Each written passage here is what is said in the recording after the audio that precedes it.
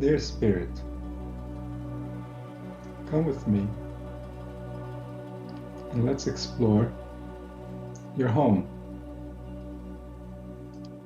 Your home on this planet is made from ancient clay.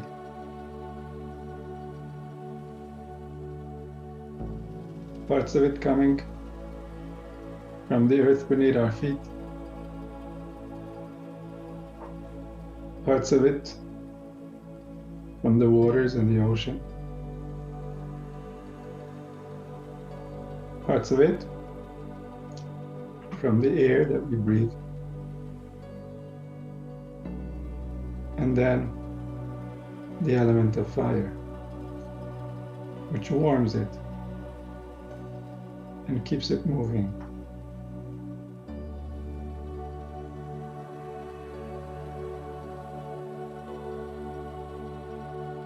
This house made of clay has a very distinct feeling.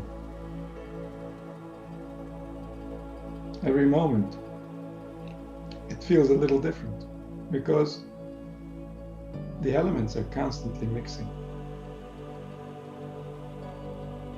So we have the root elements that we have just described, and then we have, for each organ, for each process, elements that vary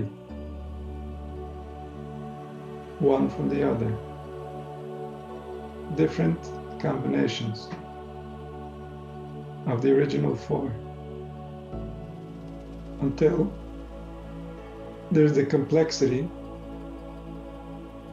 where we can ask it questions and the elements will answer.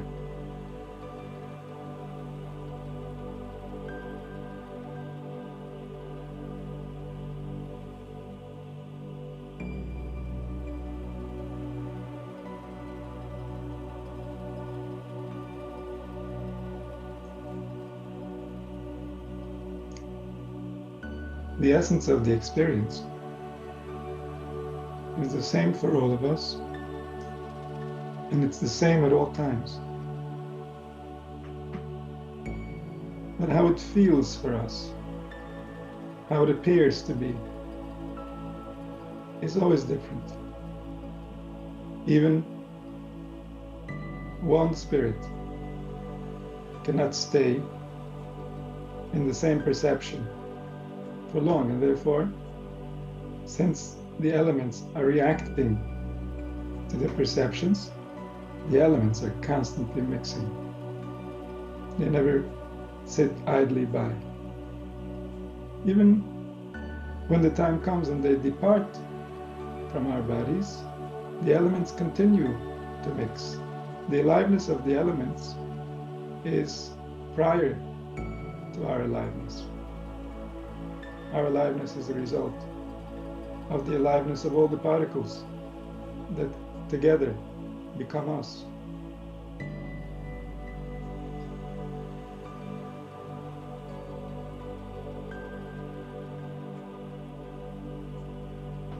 And this aliveness is the life of the essence. It's the same life that powered the original intelligence when it conceived the concept of existence. Existence in the sense of manifested existence. And so what supports life is one single force that's present in all forces.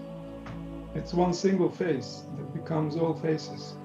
It's one single being that has an infinite number of aspects.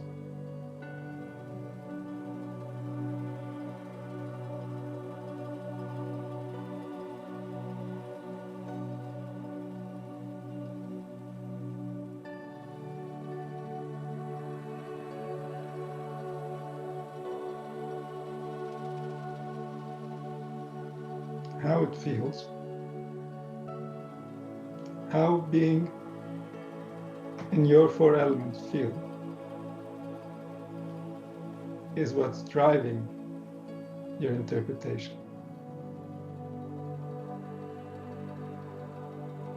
This is the natural flow. Today, we don't want to base our interpretation on how it feels. Because today, the world doesn't feel the way that it was meant to feel. The elements are not as alive as they used to be. They're tired, they're exhausted, they're worn out, and they haven't been inspired by the appropriate vibrations that give it access to more life, that make the elements more alive. Our presence on this planet is dependent on the aliveness of the elements. We can only access what our container will allow. Our container is a combination of elements.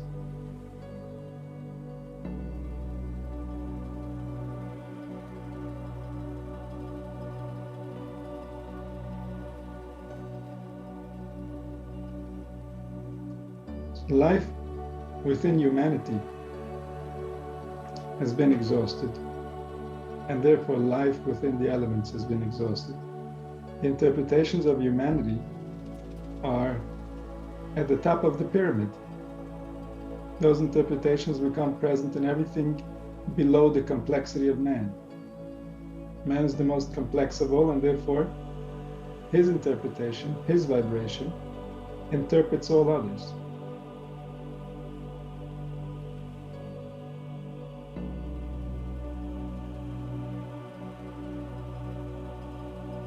And so in order to upgrade our relationship with the elements that create us, the elements that allow us to be here, we want to return. To return by not paying attention to how the body feels, but rather to try to envision how it should feel.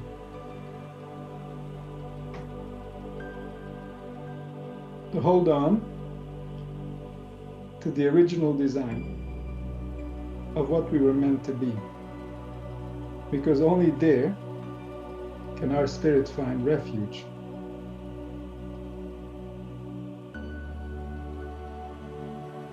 Humanity was not designed to live in the circumstances that we are experiencing.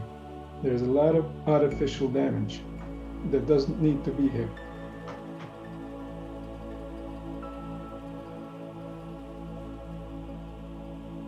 Humanity has been so consumed with what they can create with the elements outside of their bodies that they've forgotten that they need to have access to creating with the elements within their bodies. Only the internal access can give us access to ourselves. We came here to get to know ourselves. We came here to become ourselves. Our message is encoded in the very cells that are carrying us. And that's the only place where that message exists. All teaching can only lead us to that message. No teaching can tell us the message.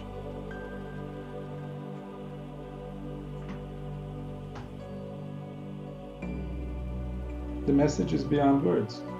The message is when you and your elements unite as one. It's already the truth. But perception can stand between us and the truth. If we misperceive, the truth is no longer accessible.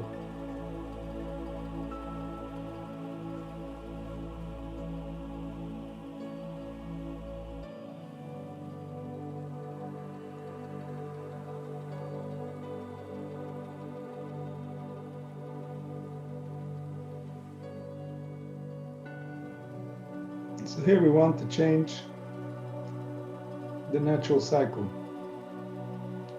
of how we perceive, rather than how we feel, creating the mood and then resulting in an interpretation.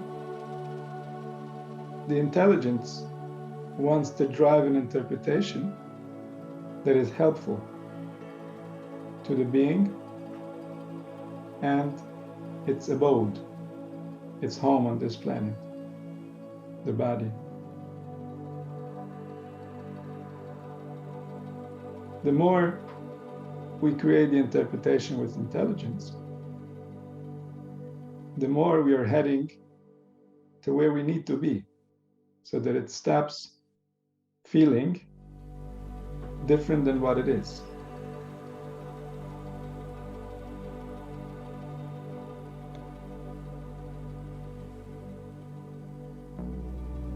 Because how it feels is at the root of our natural interpretation. That's the natural cycle. That's the cycle we're born with. And yet, our world requires that we reverse that cycle. Because the situation on this planet is not what it should be, not even close.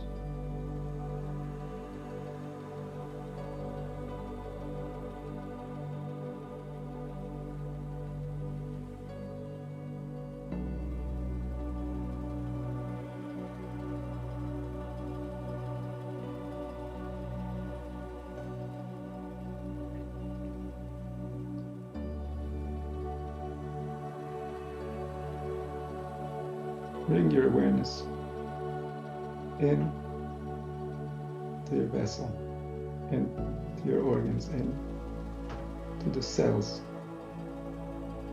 Become aware. The more you become aware, the more they will teach you their secrets.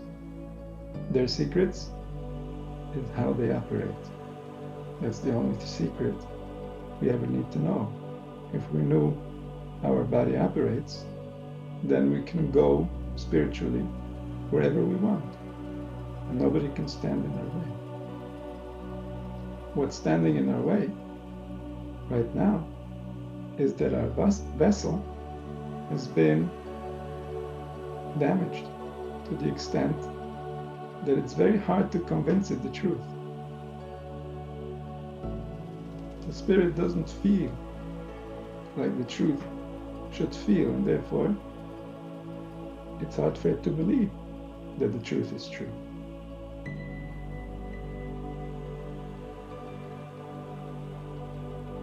And yet the truth will never leave. The truth is the kindness that created this complexity, regardless of what is currently being played out by this complexity. The fact that it even exists, the power that it demonstrates, the reality that our culture makes us take for granted. And yet, it's specifically in this reality that we can gain access to ourselves.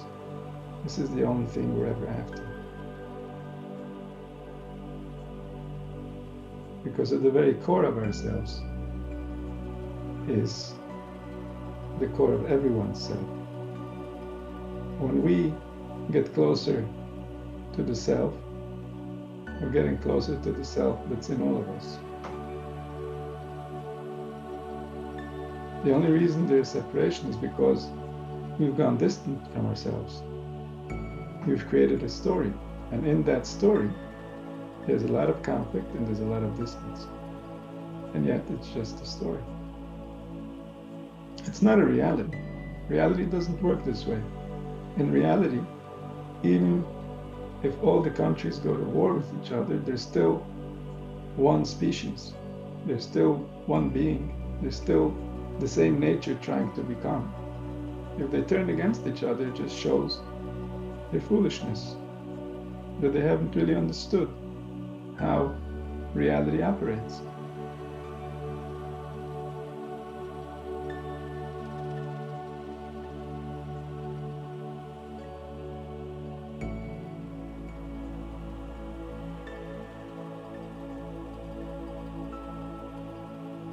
So in this reality,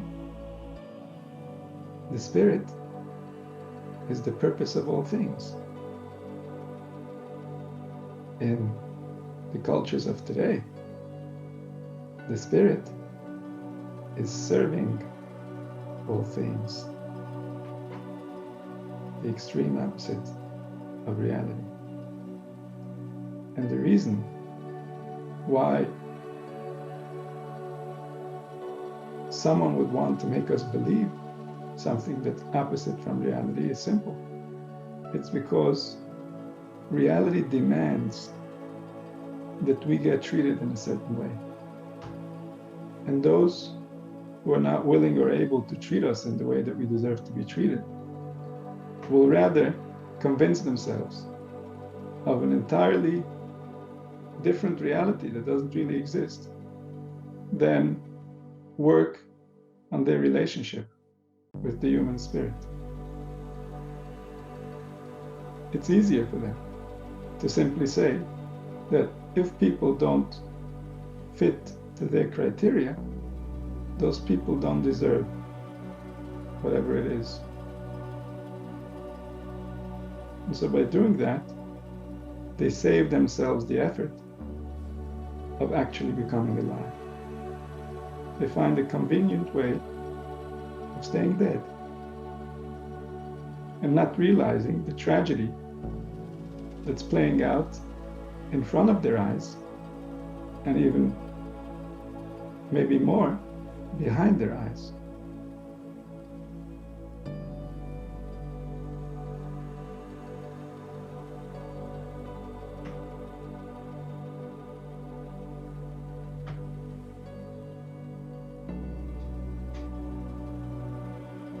So this type of behavior perpetuates a life that doesn't feel right. It doesn't feel right because the spirit knows how it should be treated, because it doesn't have the energy to run the body unless it's treated in the right way.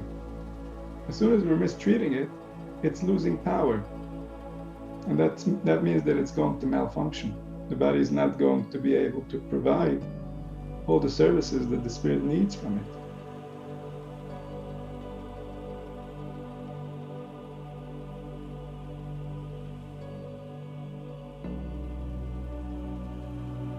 And once it doesn't feel right, now the interpretation becomes, oh, why isn't it right? Everybody with their own opinion. But one thing they all have in common, they're not saying it should be right. They're just finding a reason. They're finding a reason to justify why it's not right, and then life can continue on. But this is not the answer. There is no reason. There's no justification. It should be right, and we have to make it so. This is why we came here. This is why we dressed up in this suit of 4 elements. To come here and to make it right, once and for all.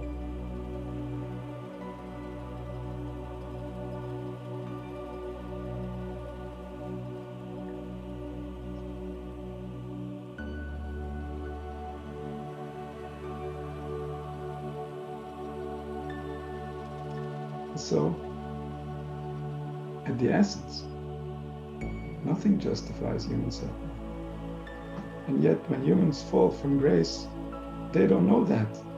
And therefore, they're subjected to their own beliefs. And they suffer.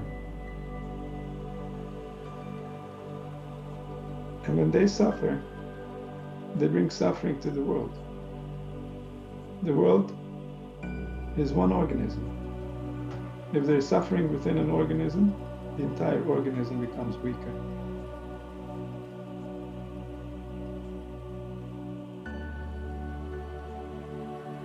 If there's one human being that's suffering, all of humanity becomes weaker, and as a result, all of reality is weaker. The divine forces that come from the infinite light have less access to the dimensions that we occupy.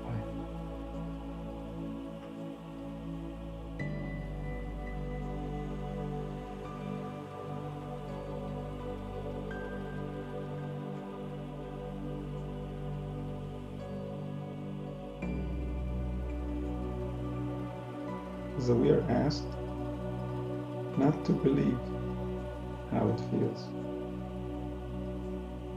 We need to deal with how it feels. We need to find a way to heal so that it doesn't feel hard. And yet, even while it's hard, we cannot allow our integrity, our intelligence, to become smaller, to justify and come down from its original purpose. The intelligence has to remain, regardless of how the animal self is doing. The dibur, the power of speech, must always remain pro-humanity, regardless of what the animal is drawing.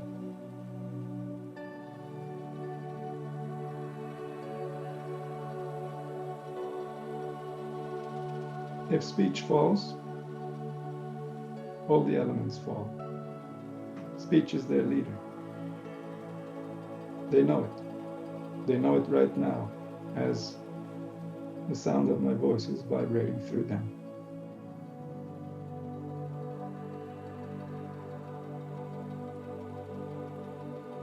Speech can never fall.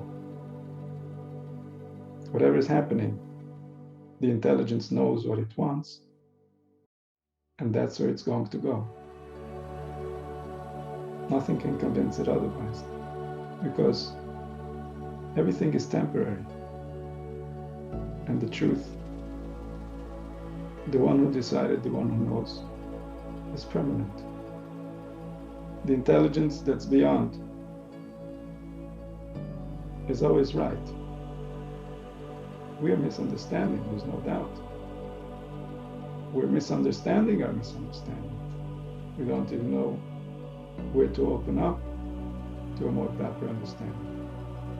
And yet, the intelligence is always right. And we, the power of speech within us, is always on his side. There can be no benefit of ever changing sides.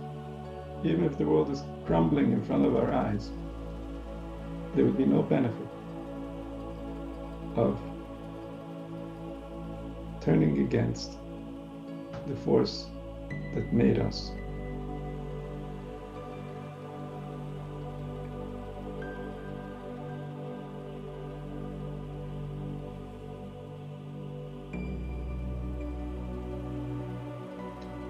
And this is how the elements test us. Constantly different things are happening. And where is the speech going? If you want to know what's really happening, listen to the speech.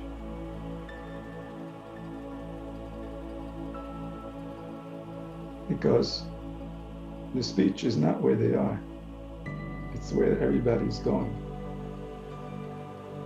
What we're saying today is how we're going to feel tomorrow.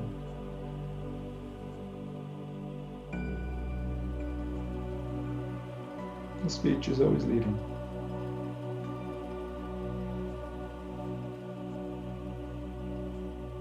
And when the speech is intelligent, the elements are in order. There's efficiency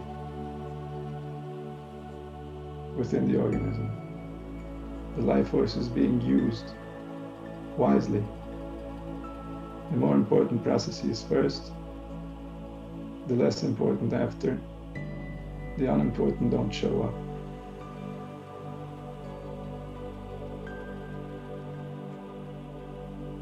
There's no waste of life force. Life force is the most precious there is.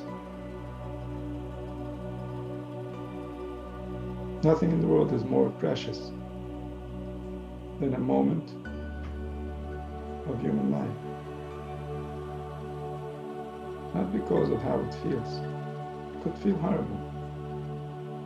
But because of what it is. It's much more than what it feels. In a way, we might say, we will only know how we should feel in a body once we have left it. The body was not meant to be a burden. The body was meant to be a paradise.